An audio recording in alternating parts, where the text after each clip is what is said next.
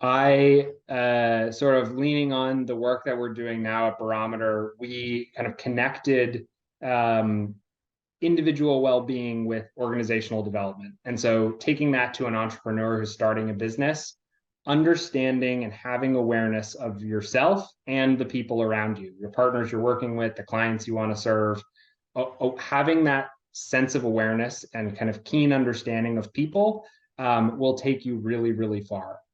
Being honest and authentic and really thinking about who you're talking to, what their needs are, and catering to them. Can't stress that enough as a new entrepreneur. It's something that I'm lucky that my parents instilled in me as a bunch of educators, right? But it's something that takes time, and as you meet people who are really excited about your idea, you'll start to see why those relationships are so important.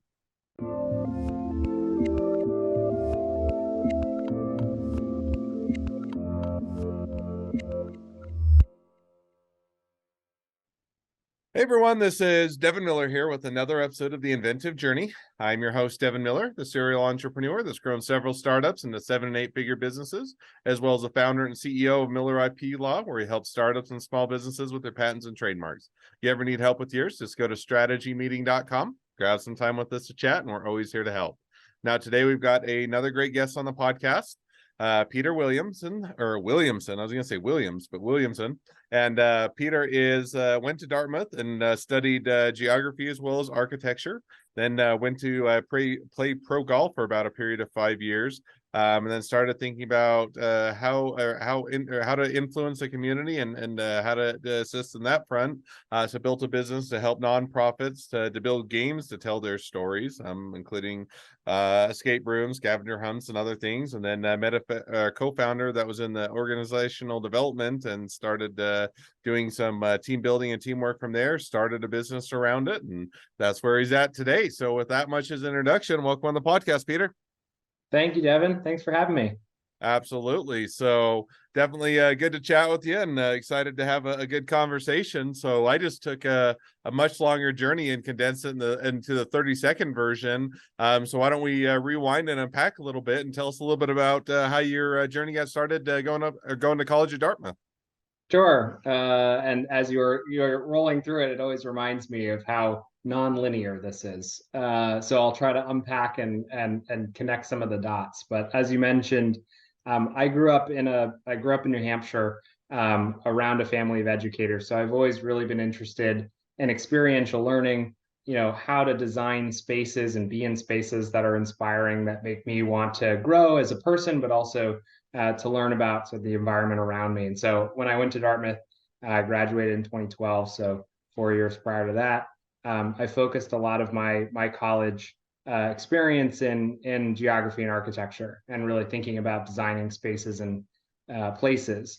I was never into the kind of residential or commercial architecture, though that was part of the curriculum. It was more experiential design. And so not a huge surprise that at some point later in my career, I've ended up in game design and experience design. But it took me a little while to get there. So you went and you studied geography and architecture, and understand how that can be of interest. And as it happens, I'm actually listening to a book. It's tangential. It's related to architecture. The theme of it isn't architecture, but the main character is an architect in the book, which is Ayn Rand's Fountainhead. So I always enjoy reading about that, a little bit more on the capitalist side, but on that one. So it always I can see the love there. Now, amidst that, or after college, you'll have to fill it in. You also went to play pro golf for a period of time. Yeah, so as a lot of children they have childhood dreams. My dream was to play golf on the PGA Tour. I growing up in New Hampshire, not the most well-known golf state, so our season was pretty short. I fell in love with it really young. Played through, started very, very little, 2, 3 years old, swinging a golf club. Went through middle school, high school, played on some teams, got to Dartmouth, played on the college team, had a really good amateur career kind of during college and a few years after, and thought, you only live once, you got to give a childhood dream a shot. So I turned pro in 2013, played for about 5 years. I lived in Florida and traveled around the world and just had a blast. It doesn't feel like the real world, now kind of working back in something I would consider a little bit more normal. But being a golfer was a real treat and privilege to kind of go around and travel to different places. But one of the things that I really learned in that journey was, as an entertainer, as someone who goes and plays in these different places, you are sort of at the center of a play-based universe, right? Everyone comes to watch you play. You're on to put on a show, and that really struck me as the way that I was introduced to a lot of these communities. So while I'm going there for 7 to 10 days at a time, I'm seeing the best of that community because people are having fun. They're lighthearted. There's a lot of energy in the room, and I thought, this is not the same story I'm hearing from friends at work, from cities and challenges around kind of the nonprofits that I was following at the time. And so I thought, how can I connect those two dots? And so about 5 years ago, my wife and I moved to DC, Washington D.C. area. Let me just ask Yeah, one question before we yeah. get to the moving of DC, because I mean, you were playing pro golf for a good amount of time, 5 years, and I have no idea what the average lifespan of that type of career is, but it sounds like you're in it for a good little while. Kind of what made you decide to transition or go to a different direction or pursue a different career? Was it, life has run its course and you got to the point where, hey, I've reached the peak of my game and I'm probably not going to be able to make any more of a career out of this? Or was it, hey, I'm worn out and I want to try something new or something else? Or kind of what prompted the change in gears? That's a good question. It was a mixture of things, as I feel like most decisions are. I got injured kind of halfway through my career, which wasn't great. It was right at the peak of my playing. I got an injury, and right before I was about to play, and probably the biggest event of my life, went into it about 50%. So that wasn't a great feeling, and I just kind of couldn't get healthy for a long enough period of time that I started dabbling in other interests. And at some point was like, you know what, it's going to take me a long time to get to where I was. I could either kind of grind through and just keep on working, or I can, pursue something that I was really passionate at the time, which was game design. I started, designing games while I was on the road and traveling, and just thinking about how I could make people happy in a slightly different way. No, makes perfect sense. So it sounds like you found a different avenue to switch gears a bit and still or pursue your passion. So now I jumped in and interrupted a bit, but so you guys were headed off to Washington D.C. to kind of start to pursue that avenue. So tell us a little bit about how that went and how the transition to a new career path went. Yeah, obviously, fish out of water, right?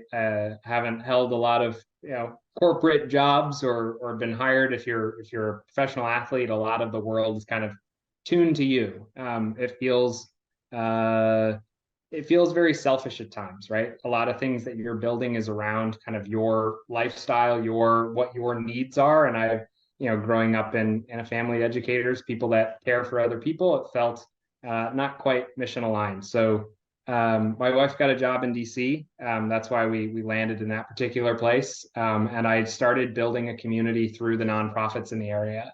I really wanted to learn as much as I could about those who are change making and trying to build a better community in the Washington D.C. region, and built a nonprofit out of that experience. I started building games to help nonprofits tell their story.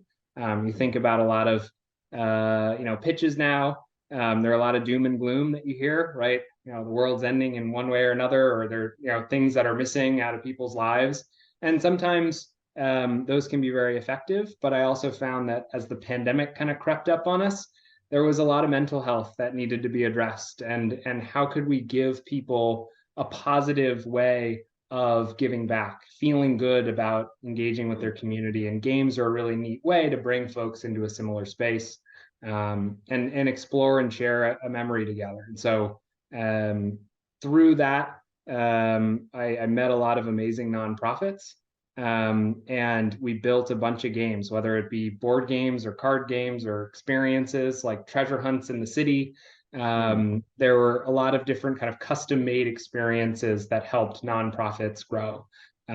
Just very rewarding experience that evolved throughout the last 5 years. And so it just a really nice transition from something that felt very selfish to something that felt very selfless, and a really nice balance for my career. No, makes perfect sense. And so now one question is, so you start out, you kind of have that idea, and I get, it's a good avenue for people to connect. Games are always fun. People are enjoying it, and you can kind of take it into a different atmosphere. So conceptually it makes sense. But now how do you go about building a business around that? Because, it's not one that necessarily readily comes to mind, or there's just, feels like a pent up demand that everybody's just banging down the door to do. So how did you kind of take that from the idea stage to a company?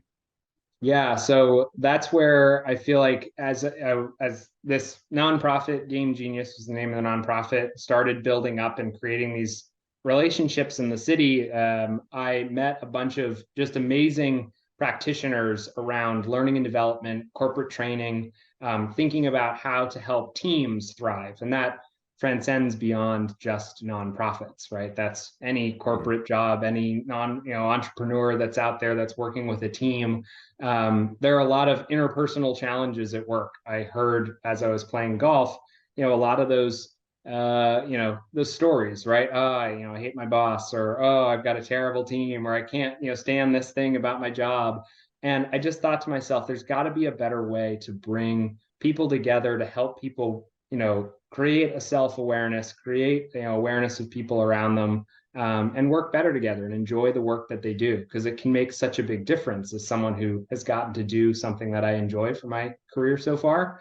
And so taking the idea of games and play, and working with some of these organizational development folks, we started a business called Barometer XP. And it was really to help guide teams with play. And for about 2 years, we've been delivering direct services, play-based events, learning and development programs, with games at the center of them. So it really is a conversation starter. And we've learned so much through those 2 years that we felt like it was worthy enough to kind of take what was in our brain and turn it into an actual company. So now you did that. Now, how did you? I'll re-ask the question. You started to hit on it, but how did you turn that into a company? Or in other words, who was the? How did you go? Who was the ideal client that you wouldn't pitch this to? Was it more of a B2B play where you go into corporate and doing that, or are you going to nonprofits or governmental agencies, or kind of who did you start to do it? And was it well received and took off like a rocket ship, or took some navigating to figure out how to pitch this and how to get customers, or kind of walk us through that a bit? Yeah, it was a bit of kind of everyone all at once. I think that was a nominated film that just won a lot of awards. But so basically every industry that we've talked to, whether it be nonprofits, government, walk through kind of any corporate landscape, there are teams out there that are really struggling, right? And so naturally, we felt like team leaders were our kind of way into teams. Let's have a session with your 5 to 10 people that you work with most regularly on a daily basis. We reached out kind of in our network here in DC, and just started doing services for those teams that we knew, and it built out from there. But I will say, as we were doing that, we recognized that a lot of team leaders may not have the budget autonomy that they can just kind of pay for a program. So in terms of building a business, we might have had to think about someone else to start talking to.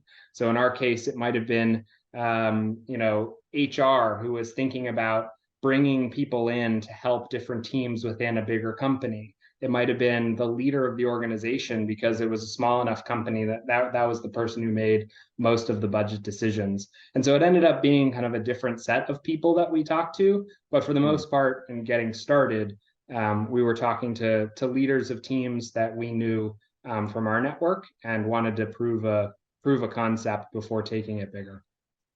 No, makes perfect sense. Sounds like it was a good way to figure it out and start to reach those markets and that. So now, as you did that, kind of walk us through what kind of what was the stage? Was it day, after the first month, you had more clients you knew what to do with, and money was raining down on or from the sky? Or is it more of a gradual progression, or is it, hockey stick, or still figuring it out today, or, still bootstrapping it, or kind of catches up a little bit over, or how it's progressed up till today?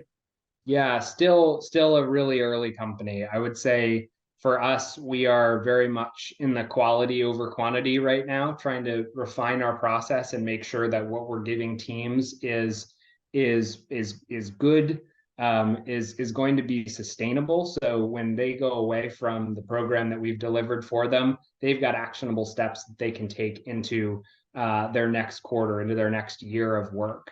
A lot of facilitators and practitioners in this space don't get enough credit for the work that they do. It's a business that's very, very long onboarding. So it takes a long time to get a client. It's big relationship kind of trust building exercise of creating a pipeline of people. And I would say we're just getting over that hurdle of people, one, knowing who we are, having enough referrals and kind of people in the world that are willing to vouch for the quality of work that we do. And I think early in the process, we recognized that a service-based business has sort of a linear growth curve to it, right? There's a certain amount of capacity and service providers that we can bring into a team. And there's only so much kind of cost that we can do that at. In terms of scale, like we could obviously hire up a lot of other facilitators that might take some training. But for us, we saw that as kind of a linear business. Lifestyle business, totally nothing wrong with that, right? But we also saw that some of the things that we were putting together in terms of play-based learning was really new and really novel for some of the other practitioners in the space, other learning and development people who are going into teams. And they were looking for something new as the pandemic hit. They needed something that could address the virtual landscape. They needed something that was fun and energetic. And so they're looking for those new tools. And we had been developing that over the last couple of years. And so for us, we actually pivoted through an accelerator last fall, and thinking more about us as a product business. And that's where there's a lot more scale to be had, right? You're creating a subscription product or a membership base that has a lifestyle or a kind of a lifespan outside of your direct service. And so that's what we're working on right now. And it's been a wild ride to get to where we are. Absolutely. Sounds like it was a great journey, and it was a good ride. This is all startup journeys are. So now as we've kind of caught up to a little bit of where you're at today, give us an insight. Kind of where do you see the next 6 to 12 months headed? Does it just continue to expand and to grow, or roll out new products, or go in different directions, or pivot, or bring on new team members, any or all the above, or something else? Give us a little idea of where you see the next 6 to 12 months going. Yeah, so myself and sort of two partners who I work with Barometer, we're all three of us are very curious people. We want to try new things and kind of dive in headfirst, and that's what this product landscape has given us. We are not technologists, so building a software platform is not something that we inherently know how to do. And so naturally, we've thought of how can we build this lean and mean, create something that's kind of a low tech product that we can bring out to some of our facilitator colleagues and get some input, and then go fundraise and help us bring in the tech talent we need. That's kind of where we are in the business right now. We're still delivering services, but we need, in order to build the vision that we have for this product, we're going to need some talent who can help us build it. And so we have a beta test that we're finishing up next week, which has been really valuable in getting us a good vision into what are we doing well, what are the things that people really like about some of the vision that we're putting in front of them, but also what are the things that we haven't thought about, and really asking the people that are going to be using this product, what will make their life easier, right? And I cannot stress that enough, as it is one of the biggest mistakes that I've made in the past of just kind of assuming people will want what you make. And so no, and that transitions perfectly to the I always like to wrap up each episode with 2 questions. So you started to hit on that. So we'll just transition right to those, which is, so now if you're looking in, or the 2 questions I was asked, the first one I always ask is, if you're along your journey, what was the worst business decision you ever made, and what'd you learn from it? Yeah. Wow, I lobbed that one to myself. Early on kind of transitioned away from golf, started business, and I created a game that I thought was amazing. right? Naturally, strong bias. And I thought it was a game that was really relevant for the time. A lot of people would really enjoy it, but it was so entrenched in sort of what I thought was good. And I did not do enough market research, and I didn't really have the marketing prowess that I needed to really bring a new product to the market. Um, One of the biggest mistakes that I've made, it wasn't a huge mistake financially, right? More of just kind of a, oh, bummer that didn't actually pan out to the way that I was hoping. Ran a Kickstarter campaign. It did okay, but didn't get the kind of explosion of excitement that I think everyone who was working on the project had hoped. And as a result, it was a lot of work that didn't necessarily get to the point we were hoping that would kind of kickstart a business or kickstart a product line in the market. And so taking that forward to today, you might make that error at different steps, right? Of not quite understanding your audience enough, or not quite understanding how you take your idea to the market. And what we've learned from that is to really do your research and get into the market and do beta tests and ask the people that are going to be your prospective customer, are you the prospective customer, or is there someone better that we should be talking to? And really getting a good sense of what that is.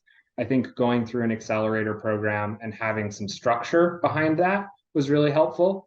But I also think just the experience of talking to potential customers can really save yourself a lot of time and headache. No, and I think that that's it's an easy. A lot of times you say, but I am the target customer. I am the right person for this, and why that sometimes you are. I think that you're only one. Even if that's true, you're only one customer in a much broader field, and not every customer is going to be the same as you. And I think getting that feedback earlier on and more consistently helps you to see if it's a good viable product, whether you're going in the right direction, how you might want to adjust it, and a lot of other great things along the way that oftentimes that because we think we know the audience, we are them, that we tend to skip over. So I think it's an easy mistake to make, but a great one to learn from.